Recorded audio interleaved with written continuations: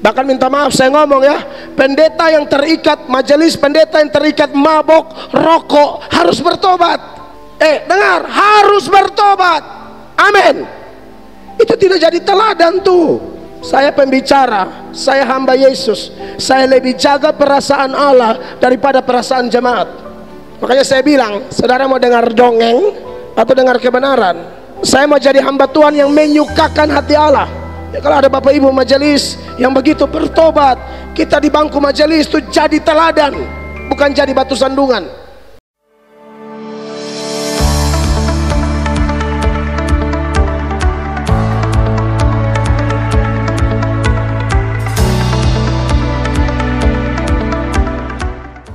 Pembacaan firman Tuhan bagi kita pada hari ini terpilih dari Ulangan pasal 6 ayat 20 sampai ayat 25.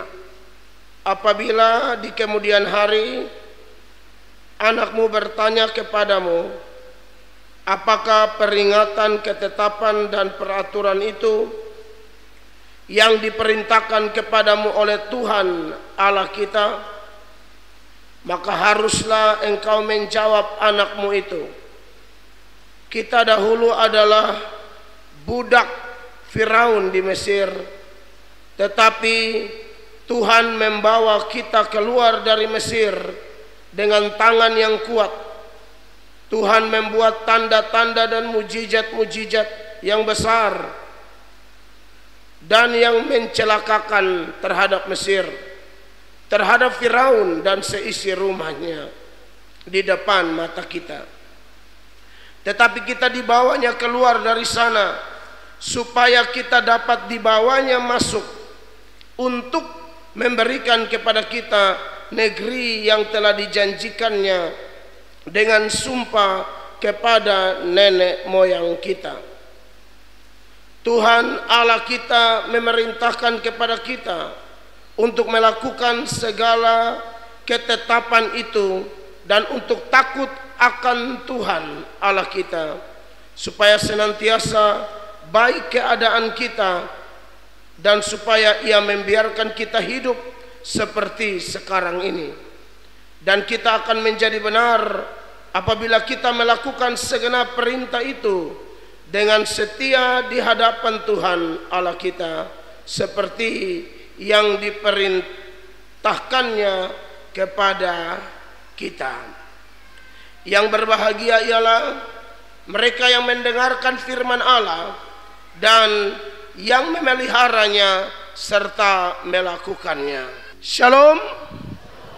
Puji Tuhan, Bapak Ibu jemaat yang dikasihi Tuhan Yesus Kristus, merupakan anugerah yang luar biasa saya ada di tengah-tengah jemaat sekalian untuk menjadi juru bicara Tuhan pada ibadah saat ini. Saya baru pertama kali datang di Kendari. Kalau di Sulawesi Tenggara sudah 2 kali, karena pernah khotbah di Bau-Bau dalam acara Natal Badan Musyawarah antara gereja sekota Bau-Bau. Dan karena kemurahan Tuhan, saya bersyukur saya ada di tengah-tengah Bapak Ibu terkasih.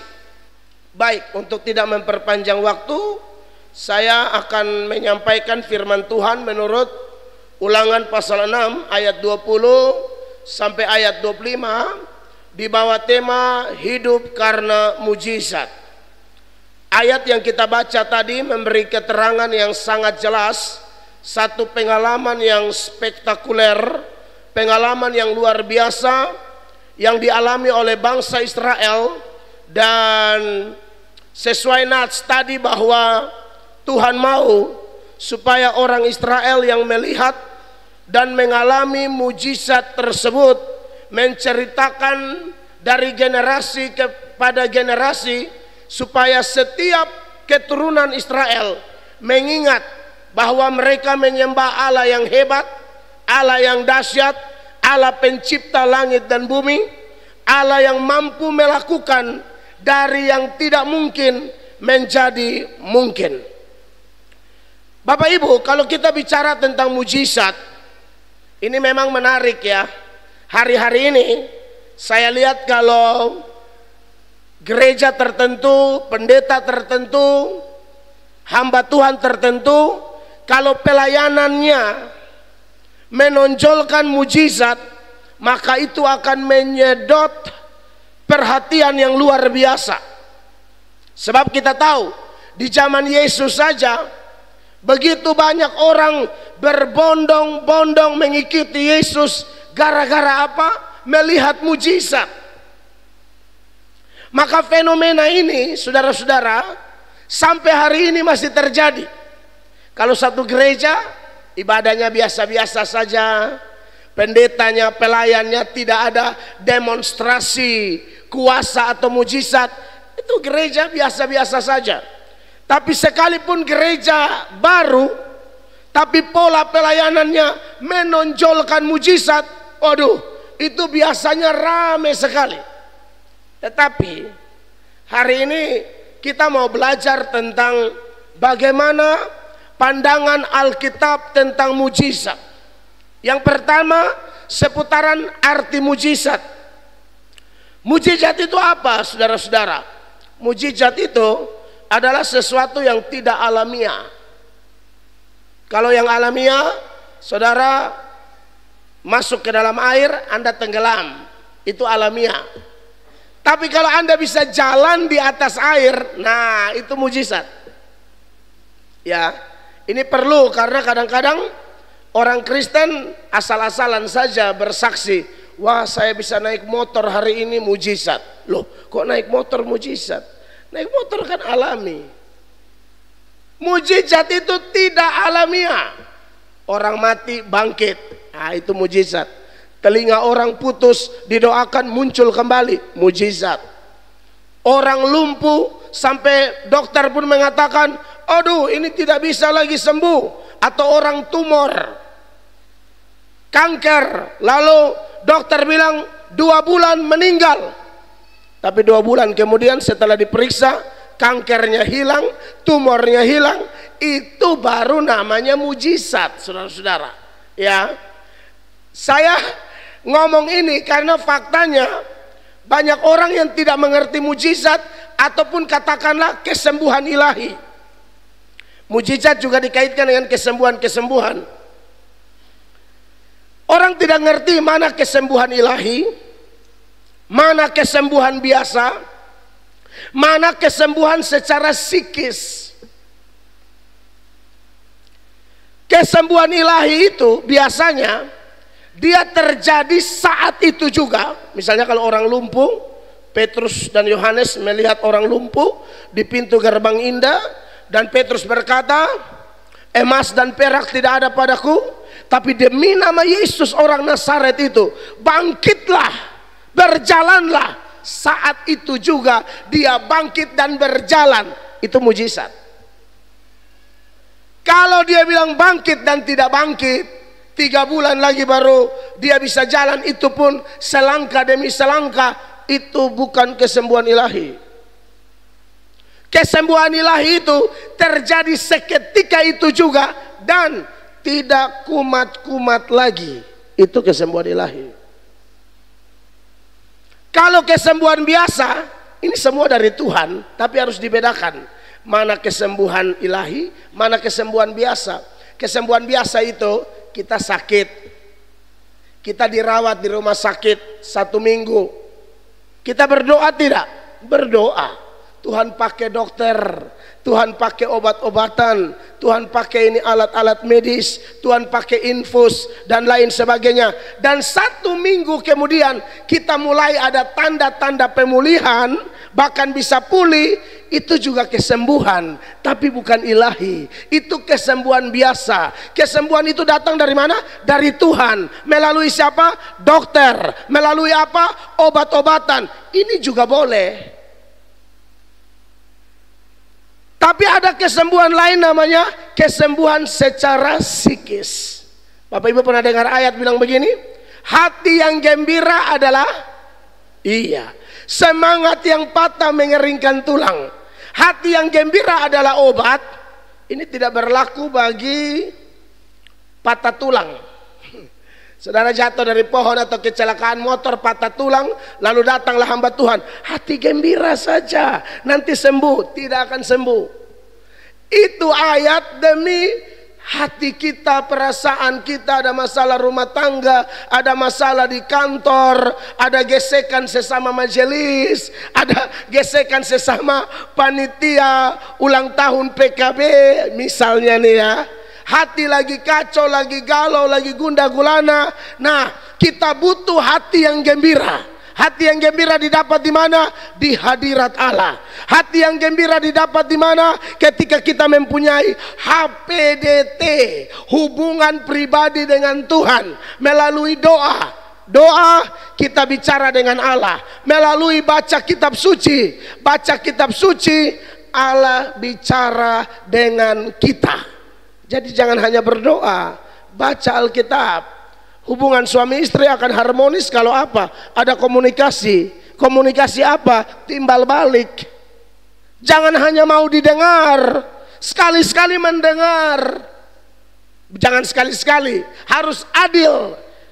Kalau mau didengar, harus mendengar. Sebab Matius 7 ayat 12, Tuhan Yesus bilang begini, segala sesuatu yang kamu kehendaki supaya orang perbuat kepadamu, perbuat demikian juga kepada dia. Amin. Jangan mau didengar saja. Saya ini pendeta, tapi kalau orang lain berkhotbah, saya dengar sungguh-sungguh. Karena saya ingat ayat ini, apa yang kau tabur itu yang kau tuai. Kalau mau didengar, harus menghargai orang yang sedang bicara. Kita harus mendengar. Begitu juga dalam rumah tangga toh. Kalau istri mau didengar, suami ngomong, dengar baik-baik dengan penuh hormat. Karena Alkitab ajar, hai istri, tunduklah kepada suamimu. Istri-istri sekarang saya tidak tahu di Kendari, tapi kadang-kadang tidak tunduk kepada suami. Tanduk suami.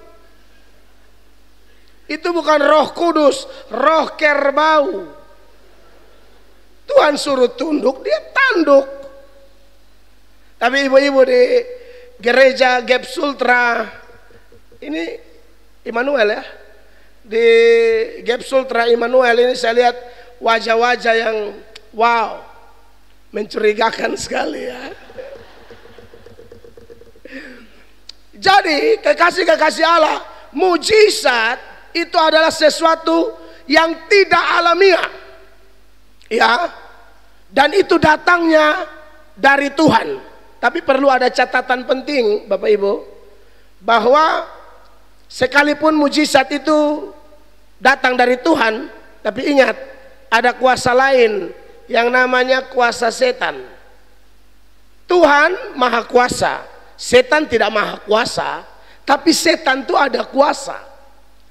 Dan karena dia ada kuasa, dia bisa meniru-niru mujizat. Contoh kita baca konteks perjanjian lama ya. Waktu Tuhan utus Musa, Tuhan utus Musa ke Mesir. Tuhan beri beberapa tanda. Misalnya, kamu taruh tongkatmu, nanti tongkat jadi ular. Waktu Musa lakukan itu bersama Harun di depan Firaun, Firaun tidak kaget, biasa aja, kecil. Firaun panggil anak buahnya, taruh juga tongkatmu, jadi ular juga. Ini perlu kita pahami supaya jangan kita asal-asalan saja mendengar, oh ada mujizat. Cek dulu, itu mujizat dari Tuhan atau dari setan. Waktu Musa melakukan tulah pertama, air menjadi anggur. Anda baca di kitab Keluaran, anak buahnya Firaun juga melakukan hal yang sama. Mereka bisa meniru mujizat itu. Maksud saya air jadi darah, bukan jadi anggur. Air jadi darah, mereka bisa tiru. Memang ada beberapa yang mereka tidak bisa tiru, karena memang setan tidak maha kuasa. Tetapi menjelang akhir zaman, demi kepentingan menyesatkan banyak orang percaya, setan akan datang dengan mujizat-mujizat palsu. Bapak Ibu harus hati-hati ya. Saya sebagai pendeta tamu, saya sarankan setialah kepada organisasimu, setialah kepada gerejamu, dan tentu kita berdoa buat hamba-hamba Tuhan yang ditugaskan di gereja ini, supaya Tuhan pakai menjadi pendeta-pendeta yang mengkhotbahkan ajaran yang benar, sehingga jemaat tidak gampang pindah sana pindah sini. Amin. Karena sekarang mengerikan cara orang merampas anggota gereja lain dengan mempromosikan sesuatu yang katanya mujizat. Cek baik-baik dulu, itu mujizat benar atau tidak seturut arti tadi. Dan ingat, ada mujizat palsu. Perhatikan 2 Tesalonika pasal 2 ayat 9 dan 10. Ayat 9 bilang begini. Mantap, ini gereja nih ayatnya keluar jelas ya. Apa saya terlalu tunduk begini ya? Ini takutnya pulang NTT saya langsung begini terus. Oh, bisa geser. Ini dia. Ini mic-nya bagus soalnya. C. Perhatikan Bapak Ibu, kedatangan si pendurhaka itu adalah pekerjaan siapa? Iblis. Dan akan disertai rupa-rupa perbuatan ajaib, tanda-tanda dan mujizat palsu. Hati-hati Bapak Ibu, hati-hati. Jangan asal dengar, wah mujizat. Cek ini ayat. Ada mujizat palsu.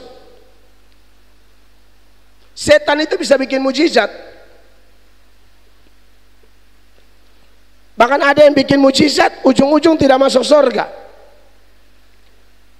Nah, orang-orang kayak begini kadang-kadang pakai nama Yesus juga.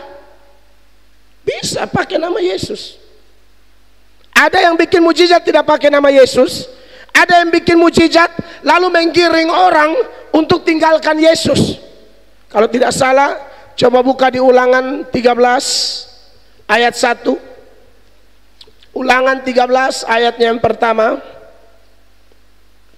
Apabila di tengah-tengahmu muncul seorang nabi atau seorang pemimpi, dan ia memberitahukan kepadamu suatu tanda atau mujizat, terjadi atau tidak? Ternyata terjadi. Ayat 2. Dan apabila tanda atau mujizat yang dikatakannya kepadamu itu terjadi, setelah terjadi kan saudara mulai tergoda kan? Dan apa yang dia lakukan? Ia membujuk, mari kita mengikuti Allah lain yang tidak kau kenal, dan mari kita berbakti kepadanya. Kenapa Allah izinkan ada nabi palsu model begini yang bisa bikin mujizat? Bapak Ibu tahu alasannya kenapa? Untuk uji kita. Kita tuh setia kepada Allah atau tidak? Atau kita ini maniak mujizat? Orang yang maniak mujizat paling gampang kena tipu dari setan dengan mujizat-mujizat palsunya. Ayat 3, perhatikan Bapak Ibu. Maka janganlah engkau mendengarkan perkataan nabi atau pemimpi itu. Sebab apa? Tuhan Allahmu mencoba kamu untuk mengetahui apakah kamu sungguh-sungguh mengasihi Tuhan Allahmu dengan segenap hatimu dan dengan segenap jiwamu atau tidak. Makanya jangan dengar mujizat langsung pindah gereja. Anak Tuhan yang sejati belajar cinta Tuhan dan manifestasi cinta Tuhan, cinta organisasimu. Dan kalau cinta organisasimu, berbuatlah sesuatu yang terbaik bagi organisasimu. Kecuali Anda sudah berbuat terbaik tapi organisasi yang menolak Anda, apa boleh buat? Tapi kalau Anda sudah berusaha yang terbaik, lakukan yang terbaik dan gereja menyambut, setia di situ. Ya, ini saya mesti ngomong ke gereja juga. Kadang-kadang ada gereja yang tidak melihat niat hati jemaat majelis yang punya hati luar biasa untuk melakukan terobosan rohani, Saya pikir itu gerejanya berdosa juga. Ya, itu seperti ahli-ahli Taurat membenci Yesus. Dia pikir Yesus itu musuh. Dia pikir Yesus itu kompetitor atau saingan. Jangan begitu di dalam gereja. Bagaimana mujizat yang asli mau terjadi kalau tidak ada kesatuan hati? Nah, Bapak Ibu, kembali kepada mujizat, ciri-ciri nabi palsu. Saya kasih tahu ya, supaya jemaat tahu ya. Supaya kalau ada, sekarang soalnya di YouTube nih banyak. Saya YouTuber juga. Aduh, banyak banget orang promosi sesuatu yang ternyata setelah diuji dengan kitab suci sesat. Contoh, ini karena bicara mujizat, jadi tak terhindarkan arti mujizat. Saya langsung kaitkan dengan perbedaan antara mujizat asli dan mujizat benar, hamba Tuhan asli dan hamba Tuhan palsu. Hamba Tuhan palsu bisa bikin mujizat? Bisa. Tapi ujung-ujung apa? Dia ajak kita tinggalkan Tuhan. Yang kedua, mereka suka bernubuat, hamba Tuhan palsu, tapi nubuatannya meleset. Kalau hamba Tuhan asli, nubuatannya tidak meleset, seperti Yesaya, Musa, Yeremia, nabi-nabi besar, nabi-nabi kecil. Nubuatan mereka selalu tepat sasaran, terjadi, tergenapi sampai detail-detailnya secara sempurna. Tapi kalau nabi palsu meleset. Yesus akan datang 2003. Dulu di tahun 2003 itu ada orang dari Bale Endah, Jawa Barat, bilang Yesus akan datang. Cilakanya yang paling banyak percaya nubuatan itu, pengikutnya 50% dari mana? NTT. Itu menyedihkan sekali. Saya pas lagi sekolah teologi di Jakarta, baru saya dibully oleh teman-teman yang lain. Wah, gimana NTT itu kantong Kristen, tapi penyesat datang langsung percaya. Padahal Yesus sendiri mengatakan tentang hari dan saat itu tidak ada seorang pun yang tahu, malaikat tidak tahu, anak tidak tahu, hanya Bapa yang tahu. Kok bisa itu Pak Mangapin Sibuea? Itu pembawa ajarannya. Itu kan sudah terekspos memang. Pak Mangapin Sibuea dari Bale Endah, Jawa Barat, bilang Yesus datang di NTT lagi. Bayangkan, di satu desa namanya Pariti, itu orang di sana sudah tunggu-tunggu Yesus. Akhirnya sinode gereja mengutus utusan untuk menasehati anggota-anggota gereja mereka. Tapi anggota-anggota gereja menolak dan berkata, kami tidak percaya sinode lagi. Kami percaya Pak Mangapin yang sudah kasih tahu Yesus akan datang di Pariti. Bahkan mereka bawa utusan ini ke belakang rumah, mereka tunjuk di atas pohon kelapa.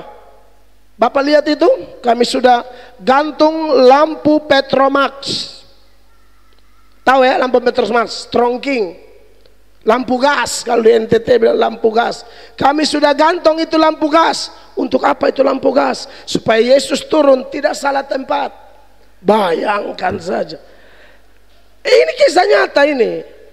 Dia pikir Tuhan Yesus si buta dari gua hantu. Masa Yesus tidak tahu ini alam semesta? Dia adalah pencipta langit dan bumi, kau pakai lampu lagi.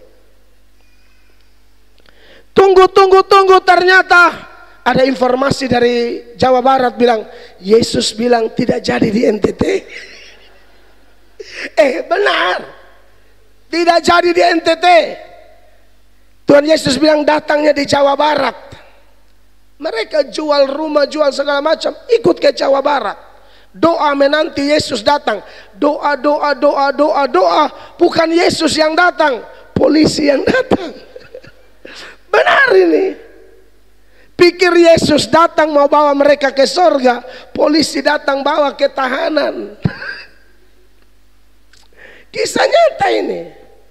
Inilah nabi palsu, menubuatkan sesuatu meleset. Ulangan 18 mulai ayat 20. Ulangan 18 mulai ayat 20. Perhatikan Bapak Ibu. Tetapi seorang nabi yang terlalu berani untuk mengucapkan demi namaku perkataan yang tidak kuperintahkan untuk dikatakan olehnya, atau yang berkata demi nama Allah lain, nabi itu harus mati. Lalu kita bertanya seperti ayat 22.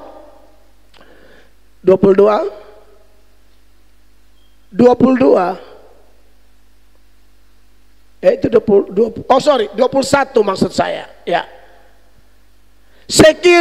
Jika sekiranya kamu berkata dalam hatimu, bagaimanakah kami mengetahui perkataan yang tidak difirmankan Tuhan? Ini jawabannya.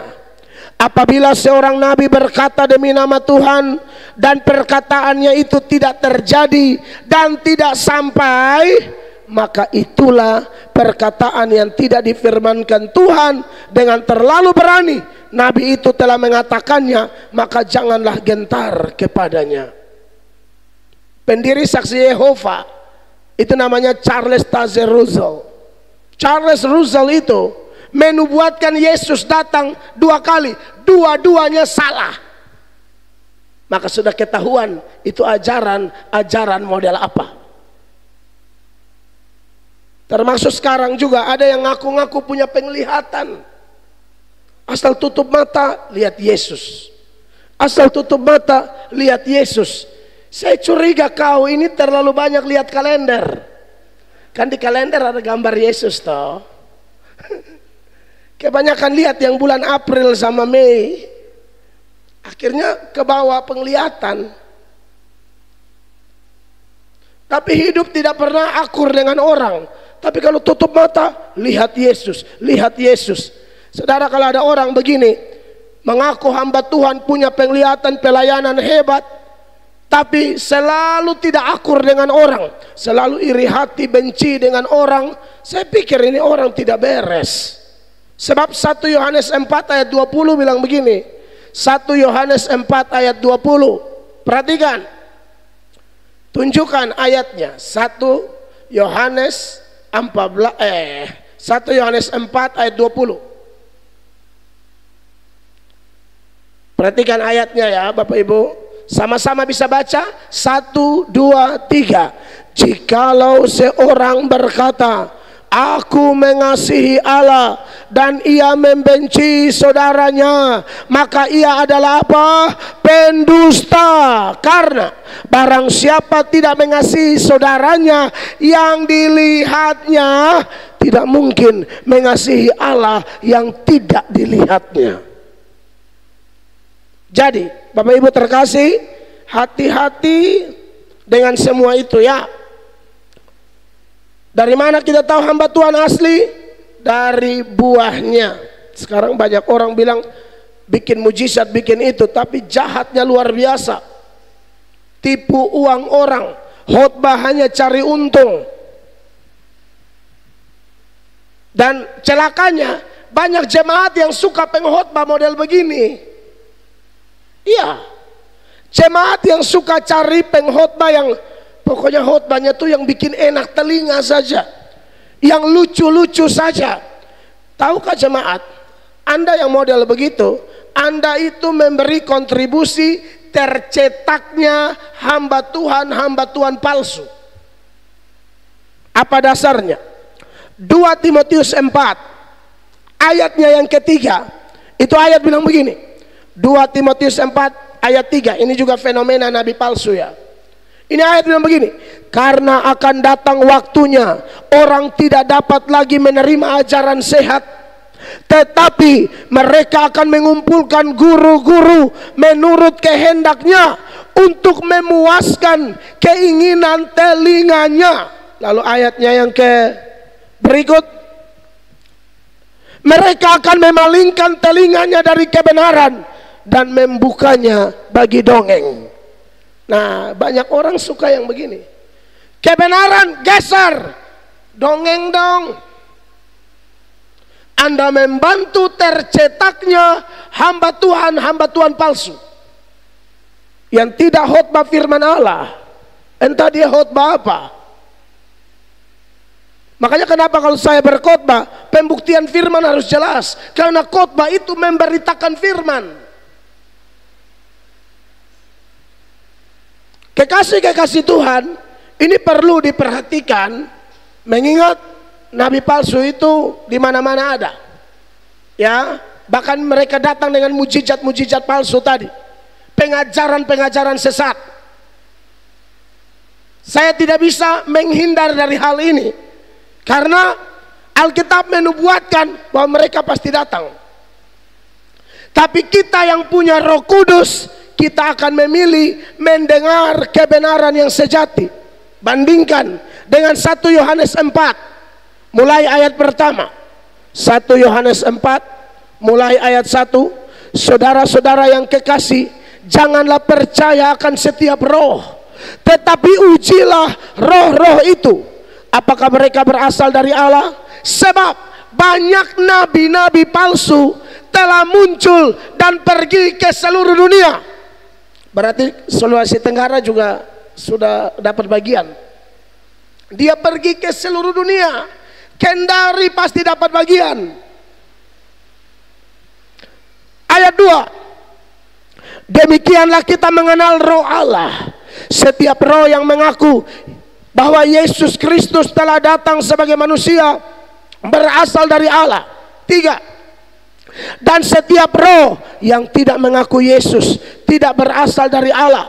Roh itu adalah roh antikristus, dan tentang dia telah kamu dengar bahwa ia akan datang, dan sekarang ini ia sudah ada di dalam dunia.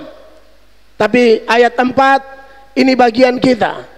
Sama-sama 1, 2, 3. Kamu berasal dari Allah, anak-anakku, dan kamu telah mengalahkan nabi-nabi palsu itu. Sebab apa? Roh yang ada di dalam kamu lebih besar daripada roh yang ada di dalam dunia. Nah, Bapak Ibu jemaat yang diberkati oleh Tuhan, jadi seputaran mujizat, saya harap hal-hal itu bisa menguatkan kita bahwa Tuhan bisa bikin mujizat, setan juga bisa bikin mujizat. Berarti sebenarnya kita semua harus waspada. Dan yang kedua, sesuai pembacaan Ulangan pasal 6 tadi, saya punya waktu khotbah tidak banyak, saya bisa eksposisi ini. Cuma kalau eksposisi itu kan lama, jelaskan ayat per ayat. Ini ibadah kedua jam berapa Mama Pendeta? Jam 10? Oke. Saya pikir jam 9. Oh, berarti bisa lama ini ya, tidak apa-apa ya. Pas hujan juga buat apa pulang cepat-cepat. Lebih baik dengar firman, amin. Iman bertumbuh dari pendengaran, dan pendengaran akan firman Kristus. Oke, kita lanjut. Yang pertama arti mujizat, yang kedua bagaimana sudut pandang orang Kristen tentang mujizat. Bagi orang Kristen, mujizat bukan tujuan, tapi mujizat hanyalah jembatan. Ya, makanya dia bilang tema kita kan kita hidup karena mujizat. Menurut Ulangan pasal 6 ayat 20-25 itu, ternyata gara-gara mujizat-mujizat itu bangsa Israel hidup. Hidup dari apa? Hidup atau merdeka dari penjajahan Firaun dan Mesir. Amin. Nah, jadi mujizat bukan tujuan. Mujizat harusnya jadi jembatan. Banyak orang salah, mujizat hanya jadi mujizat jadi tujuan. Makanya Yesusnya mereka geser. Israel sekalipun sudah dikasih tahu seperti ini, tapi kelihatannya bangsa Israel ini juga melihat mujizat bukan jembatan tapi tujuan. Makanya apa? Kalau ada mujizat, kelihatan sekali mereka cinta Tuhan, memuji Tuhan, menyembah Tuhan. Tapi kalau Allah tidak bikin mujizat, mulai bersungut-sungut. Nah, ini bahaya. Saya harap jemaat Gap Sultra, jemaat Immanuel tidak seperti Israel. Kita harusnya melihat itu hanya jembatan yang mengantar kita kepada Yesus. Pada Yesus itu ada kehidupan yang sejati, karena Yesus berkata, "Akulah jalan dan kebenaran dan hidup." Akulah jalan, artinya di luar Dia tidak ada jalan. Akulah kebenaran, artinya di luar Dia hanya ada kesalahan. Akulah hidup, artinya apa? Di luar Dia hanya ada kematian. Kalaupun Allah bikin mujizat, sekali lagi, itu antar kita kepada Yesus. Kalau ada orang mengalami mujizat tapi tidak sampai kepada Yesus, maka mujizat telah menjadi tujuan akhirmu, dan itu salah. Petrus, kalau Bapak Ibu pulang baca di Lukas 5 ayat 1 sampai 11, ketika Yesus datang pinjam perahu Petrus, lalu mulai berkhotbah kepada orang-orang di pantai Genesaret. Selesai khotbah, Tuhan Yesus bilang, "Petrus, bertolak ke belakang, ke dalam, tebarkan jala di sebelah kanan." Lalu singkat cerita mereka tangkap ikan banyak. Ini mujizat ikan. Itu siang hari. Para pakar mengatakan, saya sudah pergi ke Israel dan saya pernah tebarkan jala di Danau Galilea siang hari. Itu tidak akan ada ikan. Ikan itu muncul malam hari. Siang itu dia turun sampai dasar danau itu. Tapi waktu itu tebarkan jala siang hari, yang harusnya ikan tidak ada, tapi mujizat terjadi. Dapat ikan banyak. Saudara baca seluruh ayat itu. Apakah kemudian Petrus langsung berpuas dengan ikan itu? Tidak. Petrus tinggalkan ikan-ikan itu dan Petrus ikut Yesus, karena Yesus merubah dia dari seorang penjala ikan menjadi penjala manusia. Itu contoh bahwa mujizat hanya jembatan, bukan tujuan. Tapi beda dengan Israel. Israel itu mujizat ternyata, makanya Musa perlu nasihat mereka. Mujizat bukan tujuan, hanya jembatan yang mengantar kamu kepada hidup, yang mengantar kamu kepada pola hidup yang takut akan Tuhan. Bangsa yang paling banyak lihat mujizat di bawah kolong langit ini adalah Israel, saudara-saudara. Tidak ada yang lawan Israel. 10 tulah itu mujizat semua. Laut Kulsum terbelah, mujizat. Tiang awan, tiang api, mujizat. Mana dari sorga, mujizat. Tuhan kirim burung puyuh karena mereka mau makan daging, makan sampai puas-puas, sampai muntah-muntah, itu mujizat. Apalagi mujizat-mujizat peperangan, mereka mengalami kemenangan-kemenangan lawan Amalek, lawan segala macam, mereka menang, itu juga mujizat. Tapi pertanyaannya, apakah mujizat itu membuat mereka bertobat? Tidak. Baca di Keluaran 17 ayat 7. Ini di Masa dan di Meriba, hanya gara-gara tidak ada air mereka mempertanyakan kehadiran Allah. Dan minta maaf saya agak kasar, bagi saya ini orang kurang ajar. Perhatikan ini ayat, Bapak Ibu. Dinamailah tempat itu Masa dan Meriba, oleh karena orang Israel telah bertengkar, dan oleh karena mereka telah mencobai Tuhan dengan mengatakan, adakah Tuhan di tengah-tengah kita atau tidak? Ini bukankah kurang ajar? Kalau ada mujizat dia bilang, oh Tuhan ada di tengah-tengah kita. Kalau tidak ada mujizat, adakah Allah di tengah-tengah kita atau tidak? Jelas bagi mereka mujizat adalah tujuan. Orang Kristen tidak boleh begitu. Orang Kristen sejati harus berprinsip seperti Sadrak, Mesak, Abednego. Pernah dengar Sadrak, Mesak, Abednego? Tidak menyembah patung Nebukadnezar, diancam dibuang ke dalam perapian yang menyala-nyala. Tapi Nebukadnezar waktu paksa mereka menyembah patung, apa kata mereka? Daniel 3 ayat 16. Daniel pasal 3 ayat 16 dikatakan demikian. Lalu Sadrak, Mesak dan Abednego menjawab Raja Nebukadnezar, tidak ada gunanya kami memberi jawab kepada Tuanku dalam hal ini. 17. Ini baru namanya iman. Dia percaya mujizat, tapi mujizat bukan tujuan bagi mereka.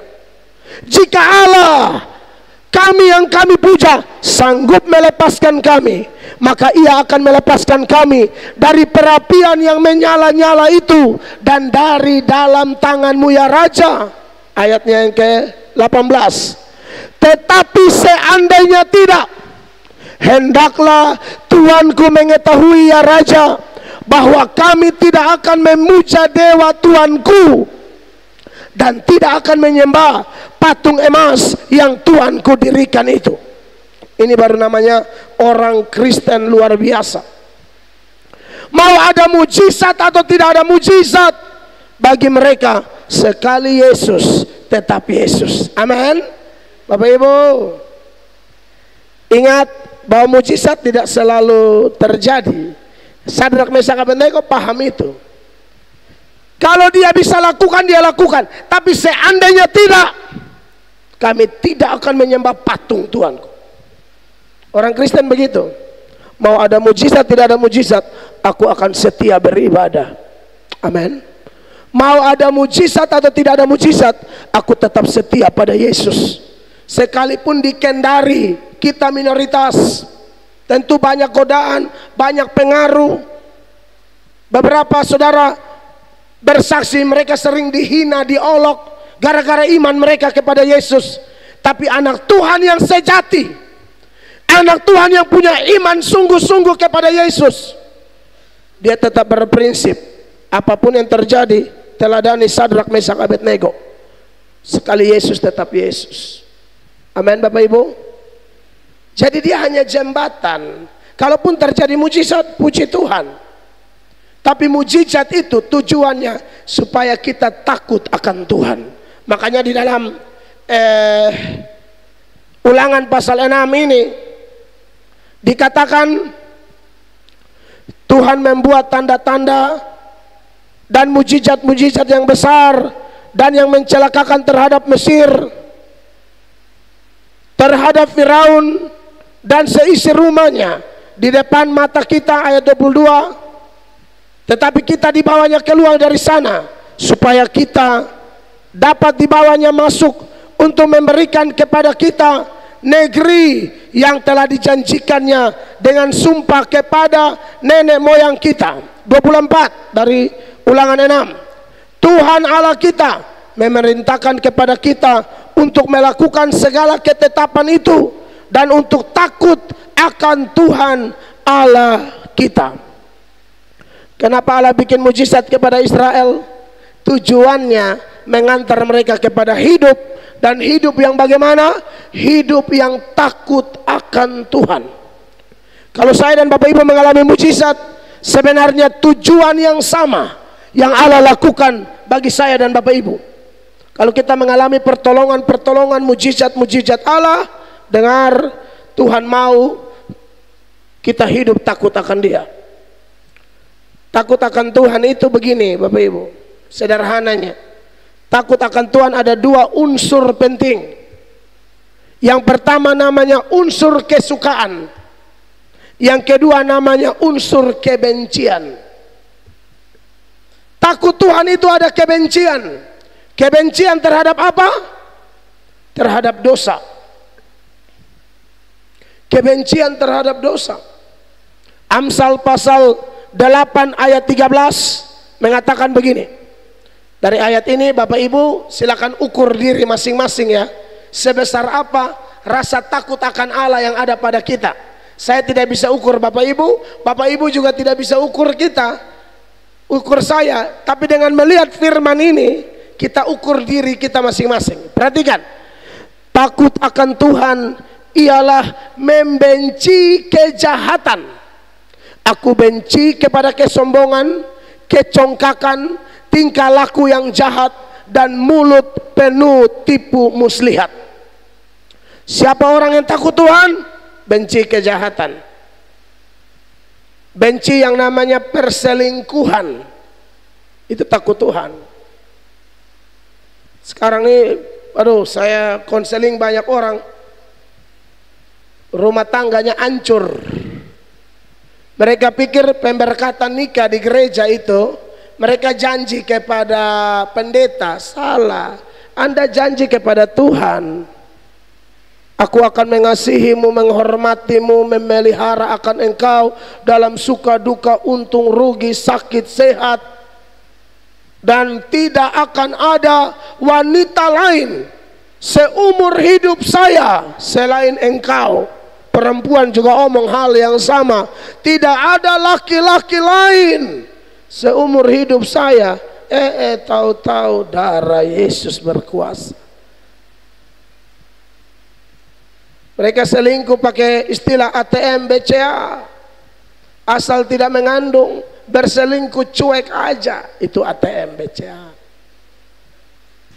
Ada lagi arti lain dari ATM BCA, akibat tidak mengandung, berselingkuh cari anak. Di satu gereja, sesama majelis, bayangkan ini orang tidak takut Tuhan, padahal pakai stola di bangku majelis setiap hari Minggu, tapi penjahat besar. Di kamar mandi gereja, istri orang sama suami orang kedapatan berzina, sama-sama majelis. Bukankah ini orang tidak takut Tuhan, tapi selalu mau tampil? Saya harap di Gap Sultra tidak ada ya. Kalau ada bertobat. Kasihan, gereja ini dibangun untuk menyembah Allah, tapi kalau isinya adalah penjahat, nah itu kasihan. Sorry to say. Takut Tuhan, benci kejahatan. Jangan bawa perpuluhan ke gereja dengan uang hasil nota fiktif. Tidak boleh. Kerja yang sungguh-sungguh, keringat, baru bawa uang perpuluhan ke gereja. Saya di tempat saya bilang jangan coba-coba taruh di perpuluhan di sini uang hasil tipu-tipu ya. Tidak boleh. Karena takut Tuhan, benci kejahatan, benci kesombongan. Manifestasi orang sombong itu apa sih? Tidak mau diatur. Itu aja. Orang sombong itu tidak mau diatur. Sombong bukan dosa orang kaya, bukan dosa orang cantik, bukan dosa orang pintar. Sombong itu sikap hati yang tidak mau diatur. Ada yang miskinnya luar biasa tapi sombong. Kita suruh bertobat tidak mau, kita suruh rajin gereja tidak mau, kita suruh baca Alkitab tidak mau, kita suruh doa tidak mau. Padahal semua itu akan menuntun dia kepada satu kehidupan yang diberkati, tapi dia tidak mau. Tapi kalau orang ajak main judi, mau. Ajak minum mabok, haleluya, mau dia. Saudara, kalau hamba Tuhan ajak, ikut. Apalagi hamba Tuhan yang bicara atas nama Tuhan. Alkitab bilang hormat pemerintah 1 kali, hormat hamba Tuhan 2 kali lipat. Mau lihat ayatnya? 1 Timotius 5 ayat 17. Jadi kalau hamba Tuhan ajak kita untuk mengasihi Tuhan, taat, karena mereka wakil Tuhan. Sama-sama baca 1, 2, 3. Penatua-penatua yang baik pimpinannya patut dihormati berapa? 2 kali lipat. Terutama mereka yang dengan jeripayah berkhotbah dan mengajar. Jadi Bapak Ibu, kalau masih ada kita yang cinta kejahatan, bertobat, benci kejahatan itu. Istri yang tidak hormat suami, bertobat. Suami yang tidak mengasihi istri, bertobat. Anak yang tidak hormat orang tua, bertobat. Bahkan minta maaf saya ngomong ya, pendeta yang terikat, majelis pendeta yang terikat mabok, rokok, harus bertobat. Dengar, harus bertobat. Amin. Itu tidak jadi teladan tuh. Saya pembicara, saya hamba Yesus, saya lebih jaga perasaan Allah daripada perasaan jemaat. Galatia 1 ayat 10. Makanya saya bilang, saudara mau dengar dongeng atau dengar kebenaran? Galatia 1 ayat 10. Saya mau jadi hamba Tuhan yang menyukakan hati Allah. Ya, kalau ada Bapak Ibu majelis yang begitu bertobat, kita di bangku majelis itu jadi teladan, bukan jadi batu sandungan. Galatia 1 ayat 10. Mari kita baca 1, 2, 3. Jadi bagaimana sekarang? Adakah ku cari kesukaan manusia atau kesukaan Allah? Adakah ku coba berkenan kepada manusia? Sekiranya aku masih mau mencoba berkenan kepada manusia, maka apa? Aku bukanlah hamba Kristus. Anggap saja ini undangan terakhir. Gak apa-apa. Buat saya gak apa-apa. Tapi saya harus menyatakan kebenaran. Amin. Bertobat. Jangan sombong, merasa oh kita punya titel, punya pangkat, sumbangan paling besar di gereja. Oh, tidak ada begitu di gereja. Di gereja sama rata. Amin. Ada orang mentang-mentang penyumbang mau ngatur semua. Kita diatur, bukan mengatur. Kecuali memang kita punya porsi yang jelas, job description-nya jelas. Ibarat kedua jam 10 Ibu ya. Hah? Oh, ada perjamuan, darah Yesus berkuasa. Untung Ibu kasih tahu. Oke, jadi itu. Dan pas mau perjamuan harus dengan takut Tuhan. Kalau tidak kita penipu. Benar, pas, cocok sekali. Mau perjamuan tuh tidak main-main. Yang terakhir sudah mau habis nih Ibu. Takut Tuhan itu kan mujizat mengantar kita kepada itu toh. Takut Tuhan itu selain unsur kebencian, ada unsur kesukaan. Suka apa? Suka perintahnya, suka firmannya. Jadi kalau Anda saya khotbah sudah dengan pembuktian jelas, Anda tolak, Anda tidak takut Tuhan. Takut Tuhan tuh walaupun tersinggung akan berkata, terima kasih Tuhan. Itu takut Tuhan. Mazmur 112 ayat 1. Ini unsur kesukaannya. Sama-sama baca. 1, 2, 3. Haleluya. Berbahagialah orang yang takut akan Tuhan, yang sangat suka kepada perintahnya. Takut Tuhan, benci dosa. Takut Tuhan, suka firman. Dengar khotbah, dia mau khotbah firman. Di rumah selalu ada waktu baca Alkitab. Dan dengan pertolongan Roh Kudus, kita akan mampu menjadi pelaku-pelaku firman Allah.